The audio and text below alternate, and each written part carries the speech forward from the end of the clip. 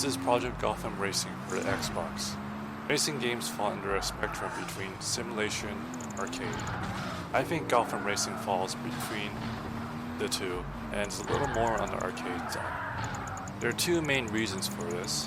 One is that there's tons of drifting in this game and it's very much encouraged to do so. The longer you drift, the more kudos you get. I'm not sure what the kudos do. I think it's some kind of in-game currency. The other thing is that cars are pretty easy to control.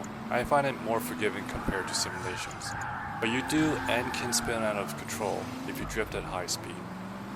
I think the game looks pretty good for its time, definitely above average graphically, though the textures on buildings are kinda low res. Frame rate rarely dips and is pretty consistent at 60 FPS. I like how each car has a mileage gauge. As you use the car more, the gauge increases. Going back to gameplay, I played mainly the Kudos challenges, which is kinda like the main mode to acquire new vehicles. Each locale is like a world and you need to finish the locales under it to advance. To do so, you must complete the challenges. Some of these are street races against other drivers, style challenges where you try to do as many drifts to get as much kudos, and finally getting the best lap. Pretty typical racing game modes. Tracks are varied. You have San Francisco with its hills and dips, while London has many narrow streets. And also, you don't really play the same tracks over and over again.